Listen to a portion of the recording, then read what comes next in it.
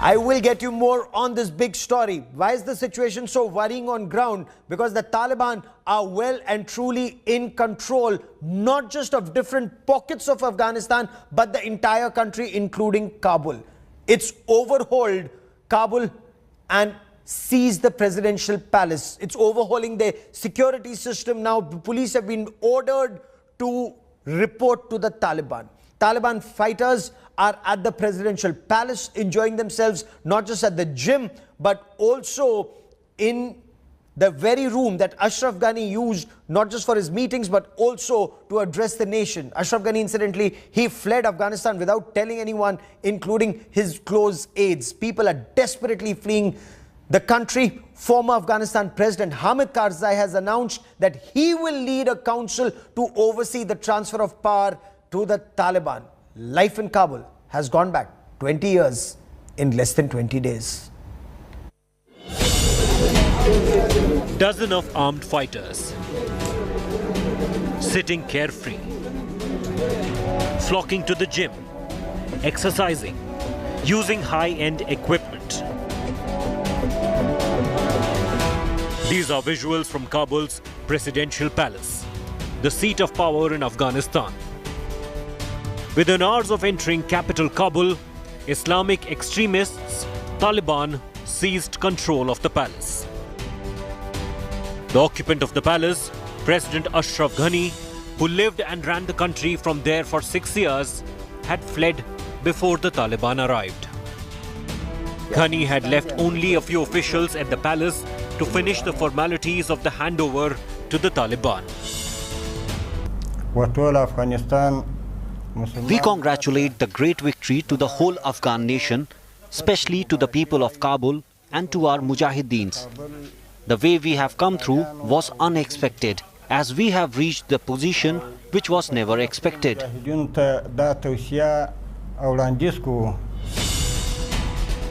Ghani, with his close aides, initially fled to Tajikistan, but his plane did not get permission to land in that country. Sources say his final destination is the US. The Taliban's sweep of Afghanistan was quick and clinical. As they advanced, many in charge fled, leaving the forces headless. Among them, General Rashid Dostum, the Uzbek warlord. These visuals, reportedly from Dostum's palatial residence, have gone viral. The Taliban fighters can be seen exploring the luxurious house, having food and inspecting golden tea sets. Meanwhile, former Afghanistan President Hamid Karzai has announced on Twitter he will be leading a council to oversee the transition of power to the Taliban. The Taliban, however, is not waiting. They have started blacking out women's images on walls. The official broadcast machinery is already under their control. Life in Kabul has panic in Afghanistan. There is also panic overseas. People with relatives in Afghanistan are very worried about them. Now, India Today's team of reporters have spoken to several Afghans living in India. They're extremely worried about the condition of their families, the situation they're in, especially their women and children. India Today's Ashutosh Mishra brings us more.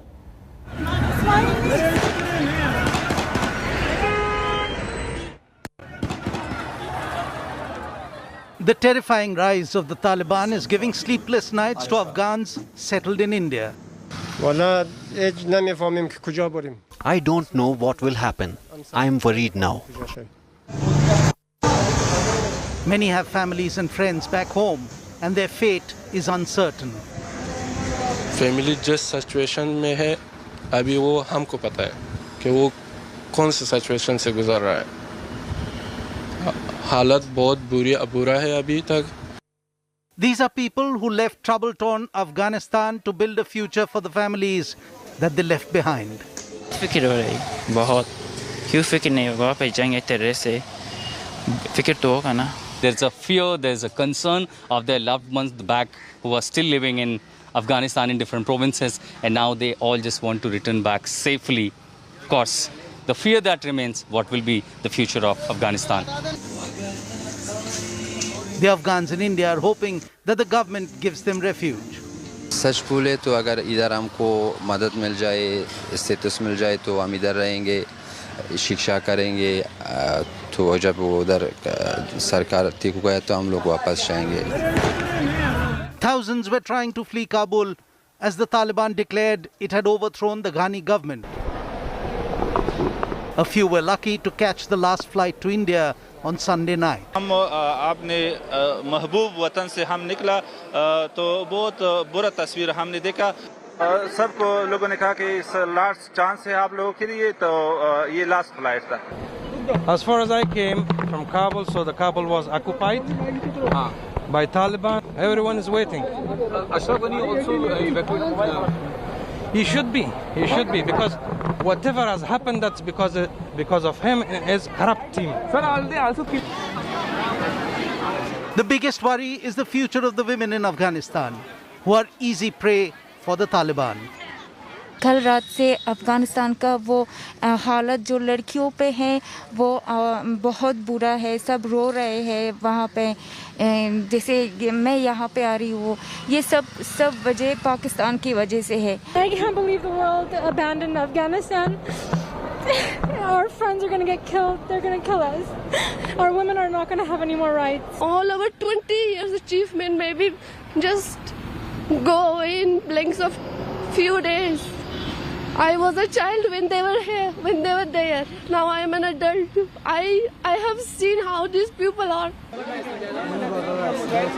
There is despair and hopelessness among Afghan nationals, even those who are safe in India. After all, their lives and that of their families is linked to what's happening in their own country, Afghanistan. For now, the future is looking increasingly bleak.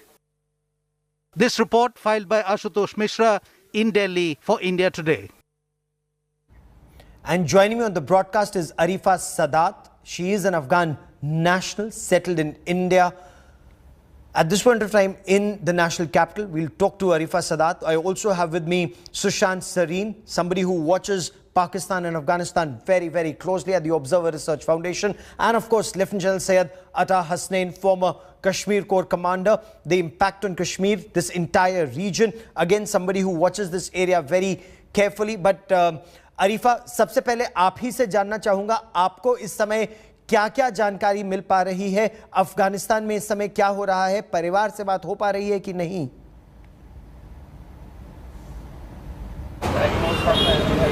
कैसा लग रहा है मुझे तो बहुत दुख, मतलब मैं बहुत अंदर से मैं बहुत परेशान हूँ. मेरे तरह पूरा अफगानिया परेशान है.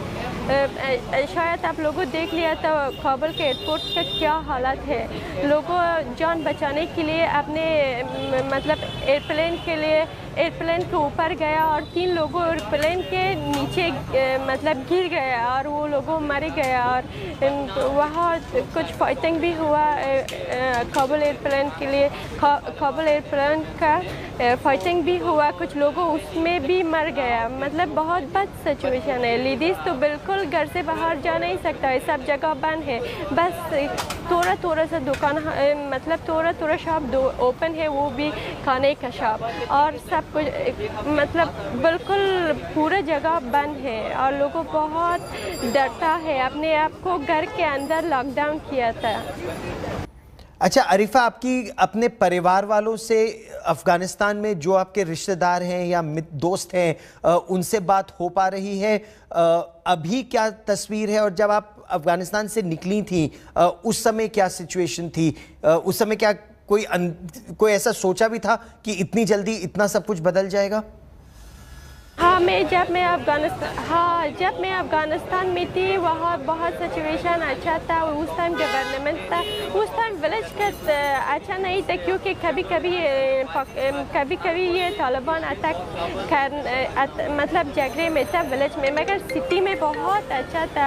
लोगों पढ़ाई करने के लिए बाहर जा सकती थी और वहाँ टीवी नॉर्मल चलती थी, स्कूल सब कुछ नॉर्मल था.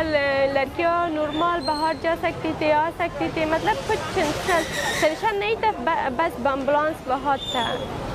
जी और अब क्या सबसे ज्यादा खतरा, मतलब तालिबान के आने के बाद, और अब जब तालिबान प्रेसिडेंशियल पैलेस में भी है, काबुल पे, पूरे अफगानिस्तान पर उनका पूरा कंट्रोल है, तो महिलाओं को, मतलब लेडीज को, बच्चों को, उनको सबसे ज्यादा क्या खतरा है? क्योंकि रिपोर्ट्स ऑलरेडी आ रही हैं कि तालिबान के आने के बाद जो महिलाएं हैं उनकी स्थिति, लेडीज की स्थिति बहुत बदल सकती है। उस टाइम तो धमकियाँ देती थी, मतलब पेपर बेचती थी, जो लोगों मतलब ऑफिस में काम करती थी, जो लोगों बहुत अपने कंट्री की मेहनत करती थी, अपने कंट्री के मतलब आगे बढ़ने के लिए, वो लोगों को हमेशा धमकी देती थी और पेपर बेचती थी, और कभी कभी किसी को किल भी करती थी वो लोगों पहले। मगर अभी सब तो अंदर है, अभी उस लोगों को के मारने के लिए बहुत इजी है। अभी कुछ दिन पहले एक छोटा बच्चा का ये लोगों मार डाला, अपने मॉम के सामने उसको गले को काट लिया।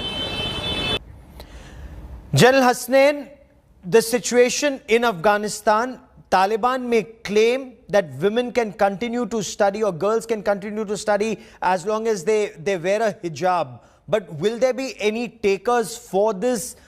We're looking at a lot of fear on the streets of Afghanistan that people are clinging on to undercarriage of aircraft to escape. Why are things so desperate, sir? See, Gaurav, firstly, thank you for having me on your show. The situation, there's no doubt, the next 3, 4, 5 days is going to be completely out of control. There is just no organization on the ground. And you're seeing the airport is also virtually closed now. Only military flights are leaving from there. The reputation that the Taliban has built up, not in 20 years, but perhaps in 40 years, is the fact that they are absolutely intolerant to anything which is a departure from what they consider as Islamic practices. Now, it's not possible for the whole of Afghanistan to exit Afghanistan and leave the Taliban to handle a population-less country. So this desperation is going to be there for the next few days. And there's no doubt there's going to be a tremendous amount of chaos. As a result, you will also find very soon some exit of from the borders, from the land borders, such an exit of refugees as it happened during the Soviet invasion. Also, 3 million of them came into Pakistan. This is also very likely in the near future. The possibility of some terrorists probably coming through with that into Pakistan and other areas is also right, absolutely. So this is a state of confusion, chaos, which will continue. I do not foresee any solution for the next 3, 4, 5 days until some form of a government which is acceptable is placed there. It is the responsibility of the international community now. The Russians are, I think, the first to make an effort to try and meet the Taliban now. Their ambassador is meeting the Taliban. I hope something will build up on that. But the people who are most responsible for this, the Americans, need to do some inward thinking. They need to do some analysis on them and see what can they do now. The chaos that they have created due to this completely unorganized exit that they have made. What you need to just remember, Gaurav, is that in military parlance, yes, the most difficult operation of war is withdrawal. Yes. And this is exactly what the Americans have failed to appreciate. Because nobody thought they'll collapse, that the Afghan army will collapse in the manner in which it did. But Sushant Sareen, the fear that we see, will this chaos last just 3, 4, 5 days? Because Taliban actually are saying Ashraf Ghani fled without informing anyone. There was looting and plunder on the streets of Kabul, and they moved in to the presidential palace to restore order. Now, what happens from this point on? What happens to the women, the children, to life in Afghanistan? I don't take anything that the Taliban say with any degree of seriousness. They have been indulging in this kind of dissemble right from day one. But look, the point is, Gaurav, what we are looking at, and most of the information, news, visuals you are getting are from Kabul. So you're looking at this desperation, this scenes of chaos from the main city. You're not seeing these from Herat, you're not seeing this from Kandahar, you're not seeing these, getting these images from Mazar-e-Sharif or any of the other, even half-built cities in Afghanistan. So I'm not sure if this is something which will last only for 4 or 5 days, or it will happen in other parts of Afghanistan perhaps a couple of weeks from now, a couple of months from now. A lot will depend upon what kind of a regime, what kind of a dispensation the Taliban bring in Afghanistan. What kind of systems do they have out there? Is it going to be a coherent kind of a regime, or is it going to be something which nobody has any control over anything, and local military commanders call the shots in local areas and set up their own rules or their own versions of Sharia law? Because that's again what we are seeing, that what the Taliban political leadership sitting in Doha is telling the rest of the world, people like this fellow Suhail Shaheen and others, yes, is not what is happening in Kandahar or in Herat or some of the other parts of Afghanistan. And then how do people react to that?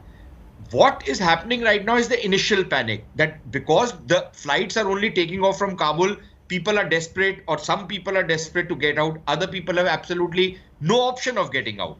What happens subsequently? Right now, I think the commercial flights have been stopped, and correct me if I'm wrong, but my impression is that the air traffic control and the airport is under the Americans right now. It absolutely is, because one, there's a NOTAM, right, there is no civilian ATC in Kabul at this point of time. It's just the US ATC that's operating only for military flights for evacuation.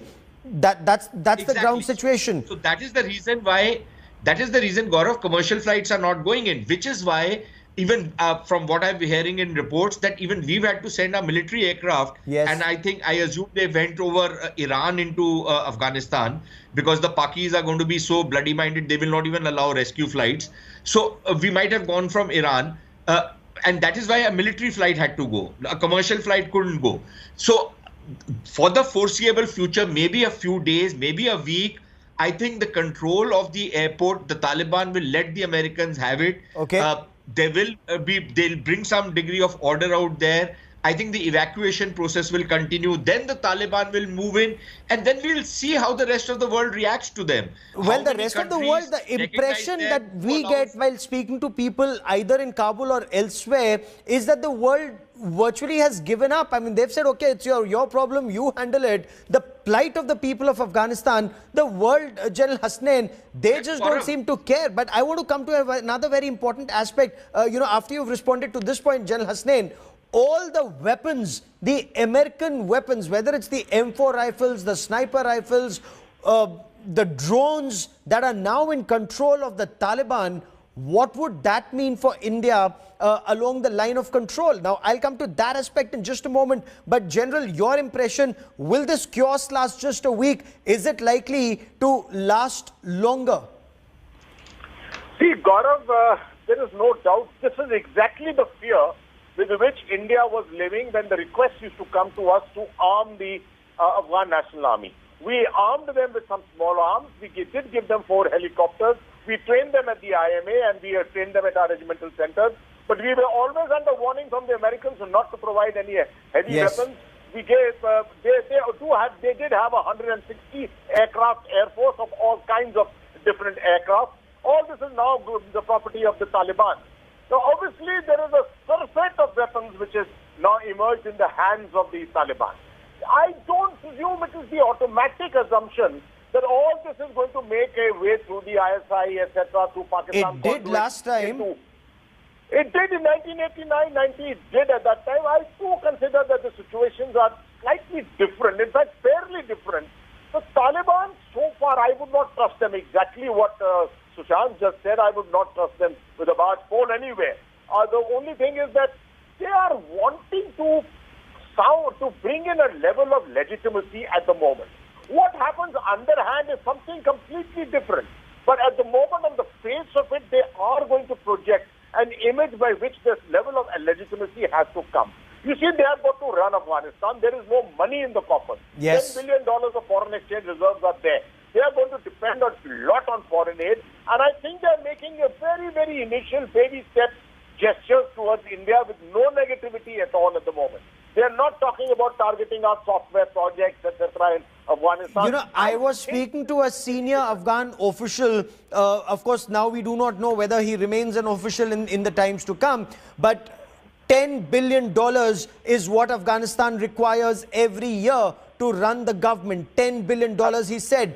$2 billion is what they generate. So $8 billion is the annual. $8 billion, Sushant Sareen, is what they require. Now, clearly, Pakistan, which has no money to run themselves, Sushant Sareen, Pakistan cannot provide that money. So who will?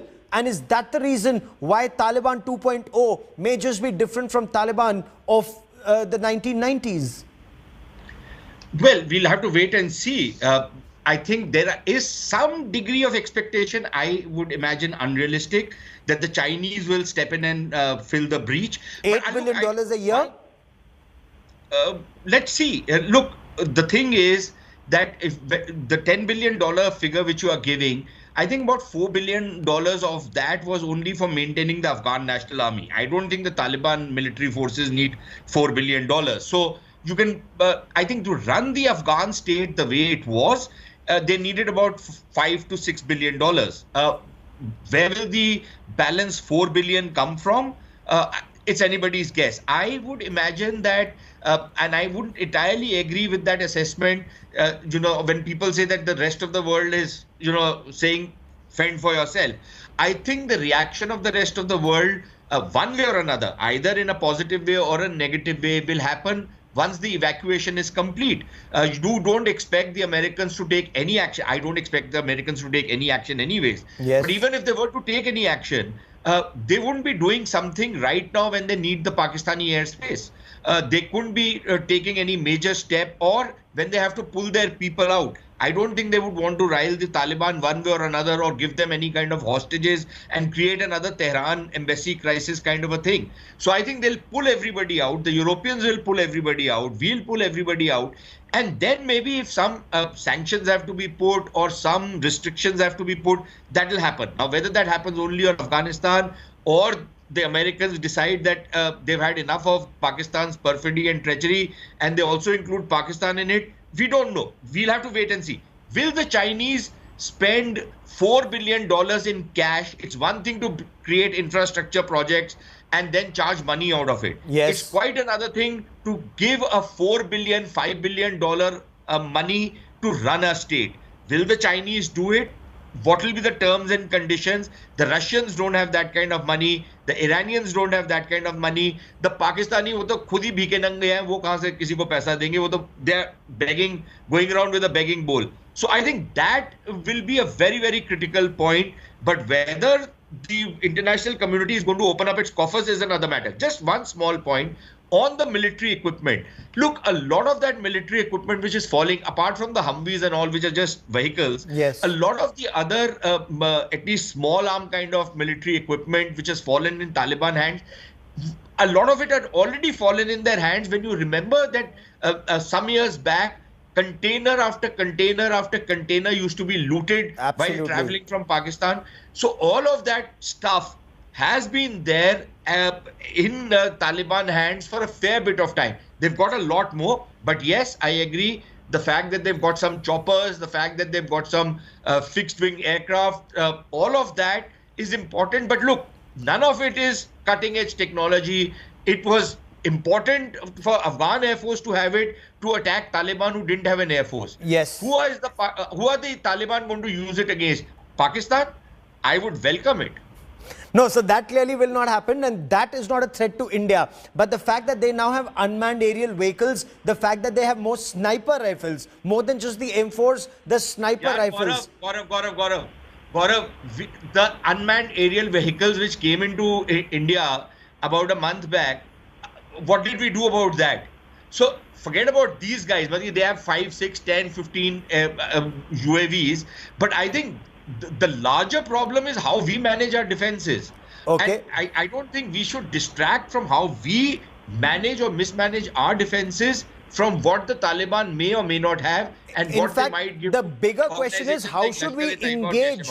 Should we not engage? How should we engage with the Taliban? What should our relationship with the Taliban be?